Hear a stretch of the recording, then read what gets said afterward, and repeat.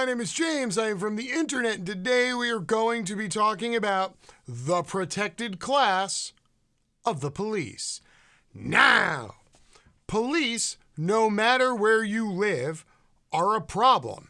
And wherever it is you are in the country right now, there is a local, regional, or national story about police violence that is dominating the print column of papers and the airwaves of radio, not to mention the 24 hours a day of fear-mongering cable that gets plugged into your house. So you are always guaranteed to be talking about one police story in which there are hundreds of talking heads who all voice an opinion, and everybody inevitably comes to the same conclusion of, well, sure, there are a few bad apples, but hey, the police are awesome.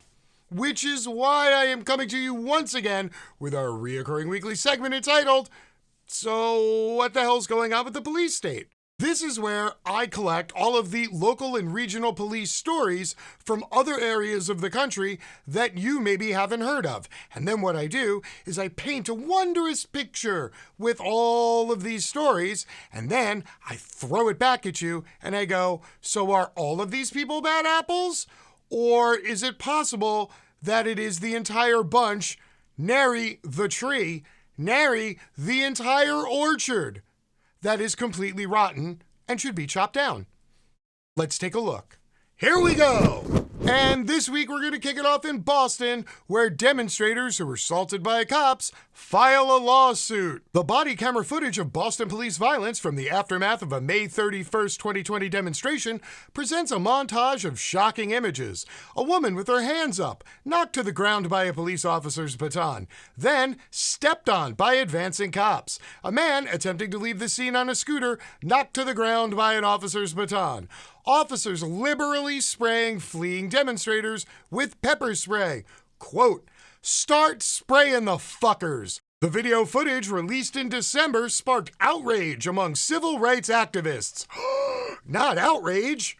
Now, 4 of the victims who appear in the video being pepper sprayed and struck with batons are suing the city of Boston and 3 officers for use of unreasonable and excessive force and violation of their civil rights. So a few notes of import here. Number 1, if they actually do pull off the lawsuit and somehow get some kind of monetary reward, don't worry, it's not coming out of the cop's pocket, it's coming out of your pocket. The taxpayer, the consumer, the local resident in the city of Boston. Yeah, you're paying for whatever damages these people get, because police are immune from civil prosecution. And it's almost as if knowing that nothing can happen to them personally encourages them to do more violence against people. And of course, the system's answer to that is tough shit. Next! California cop video shows kick to suspect's head. Deputy under investigation. Woo! It's a good thing to know that there's an investigation going on after a piece of video clearly shows a cop with a suspect down on the ground with his hands behind his back, and then the officer tees off and kicks him like he's trying to drive a 50-yard field goal through the uprights. Not once, but twice. Why? Because police don't fear prosecution. Instead, they sit at home and they enjoy a paid vacation. But don't worry, I'm sure that the police are going to investigate themselves thoroughly and make sure that, no official crimes were committed, because that's what the police do, right? Protect and serve, safety first, law and order, and kick defenseless people in the face while you have a gun pointed at them. Excellent. Next, Ohio shooting victim dies after he's run over by the cops that he called to help him. I am fairly sure this is going to be an allegory for a far larger problem entailing the policed and the police. An Ohio police car ran over a man who'd been shot and called 911 for help, and he died shortly afterward, police and reports said. Eric Cole, 42, was hit in Springfield late Sunday and died early the next day, with an autopsy showing blunt force trauma, fractures, and internal bleeding. There was some confusion about the address of the reported shooting, which may have contributed to the accident, which is what the police chief said. Now, of course, there's an internal investigation going on, so a lot of details can't be released. I'm in the middle of the street, Cole told the dispatcher. I'm about to die. Then, after he was run over, he told the dispatcher, they just hit me. Who did? Asked the dispatcher. The police, he said. Then, afterwards, he was transported to the hospital. He died. They called up his mother. His mother came, was very sad, was identifying the body, and the police explained to her only that her son had been shot, not that he had been run over and killed by police. But hey, everybody, don't worry. They're protecting and serving, and this was surely just another mistake on top of a ludicrously large pile of mistakes that seem to just keep happening. Next! North Carolina cops won't be charged for fatally shooting man outside his home. Well, surely this was cut and dry, right? A pair of North Carolina police officers will not be criminally charged for fatally shooting a man outside his own home last summer after they claimed he pulled a gun. The officers were justified in fearing for their lives when they shot at Chris Craven, the district attorney said in a statement. Well, then surely this is going to be very cut and dry, and we're all going to be like, woo, it's a good thing the police got out of there alive, right? Right? Craven's widow disputes the claims that the 38-year-old pulled a gun before he was fatally shot on August 2nd outside his home in Mooresville, about 30 miles north of Charlotte. Whoa. It's clear from all of the evidence that at the time the officers fired their duty rifles, they were presented with an imminent threat of death or serious bodily injury from the actions of Mr. Craven. I'm sorry, did you say duty rifles? Did they approach some dude in his own backyard with rifles? They didn't come up to talk to him. They weren't doing a check. No, they rolled up into his backyard carrying ARs. Police say that Craven, who worked in the parts department of Rick Hendrick's NASCAR racing team, was wearing a holster at the time of his death, and legally purchased 9mm pistol was found near his body, according to the outlet. You know, because gun ownership is still legal here in the United States of America, and you are allowed to carry a gun on you. Just because you have a gun on you does not mean that you're pointing it at officers, and ergo police just get to shoot anybody with a gun as many times as they want and then say, he had a gun. That's not a thing. Oh, wait. Apparently it is a thing. It looks like I was wrong. The autopsy and medical examiner's report show Craven was hit with at least 15 .223 caliber bullets. He was experiencing a mental health crisis that night, which was aggravated by the coronavirus pandemic, his wife told the paper, adding that he was following the cops' orders when they fired. Funny how police always fear for their life, always fear for their safety, and always have a very valid reason for exterminating somebody in their own yard or in their own home. Also, when you roll up to somebody's house in body armor, carrying assault rifles, guess what? You're showing up to kill somebody. If he was experiencing a mental health crisis, maybe they should have brought somebody experienced in people having mental health crises, not people who are experienced in shooty everyone. Next! White police supervisor allegedly pressured minority cops to take people's freedom. A white police supervisor allegedly pressured subordinate officers of color to take people's freedom in order to meet arrest quotas.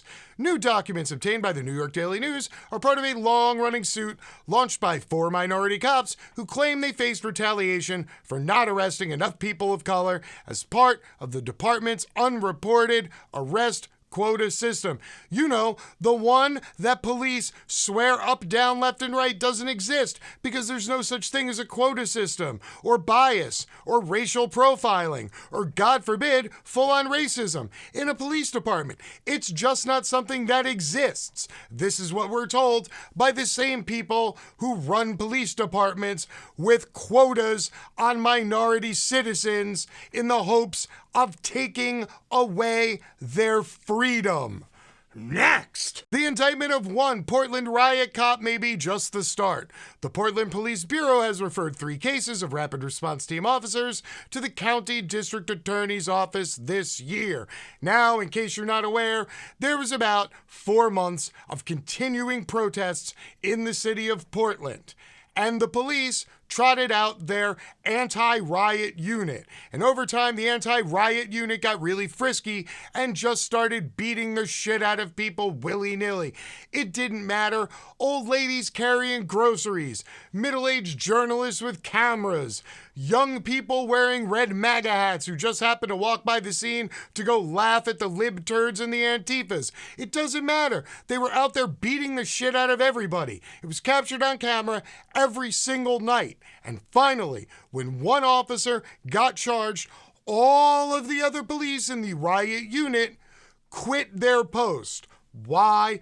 Because the police are loyal to each other and not you, and they are more concerned with each other's careers than they are with your safety. Why? Because fuck you, that's why. Next! Police officers are trained to frame their police reports to deceive. Former cop turned academic says. When Thomas Nolan was a lieutenant at the Boston Police Department from 1995 to 2004, he was the go-to guy for cops on the force needing help crafting their police reports after an on-duty use of force. In his 27 years, Nolan was never much of a street cop, but he could write pretty well. He'd routinely advise his subordinates to incorporate a short list of buzzwords in their reports, to frame themselves as the heroes, and the suspect, who might have been injured or killed, out as the aggressor. Those use of force reports ultimately were chock full of words like resist, overcome, vigorous, violent, subdue, fear, and attack. Even if they were exaggerations. That's great. So there was one person on the force in Boston who spent 20 years playing Mad Libs with police reports to send innocent people to jail. And for the record, we've covered this many times before, after a well-crafted police report is completed, what they do is pass it along to the media. And many media outlets will then parrot their report word for word, say that is the fact, skew public opinion and public sentiment, and then an innocent person gets their freedom taken away, they get kidnapped by the state and put in a hole for years. But hey, no prisoners, no profit. Next! Judge nixes New York City's vague ban on police restraints. Ah, yes. This was a law that got passed last year after the George Floyd murder. And of course, any rule that unfairly compromises the police's ability to kill poor people, well, we can't have that, and we got to get that shit stricken from the record. So basically, they overturned the law and said it was unconstitutional because there was a part in the law that said you're not allowed to sit down and compress somebody's torso so that they can't fucking breathe. And they were like, oh, that's vague. Also, fun fact, this is essentially an addendum to the same law the NYPD has banning them from chokeholds, which has been on the books for like 20 years, which obviously doesn't mean shit. If you have any questions, please see Eric Garner. Next! An insane amount of data for cops. When U.S. law enforcement officials need to cast a wide net for information, they're increasingly turning to vast digital ponds of personal data created by big tech companies via the devices and online services that have hooked billions of people around the world. Data compiled by the 4 biggest tech companies show that law enforcement requests for user information, phone calls, emails, texts, photos, shopping histories, driving routes, and more have more than tripled in the U.S. since 2015. Police are also increasingly savvy about covering their tracks so as to not alert suspects of their interest. That's right, police just get a judge to issue a silent warrant plus a gag order, then they go to a tech company and they say, give me everything on this dude, and oh, by the way, you're not allowed to tell them that we took all their data and information.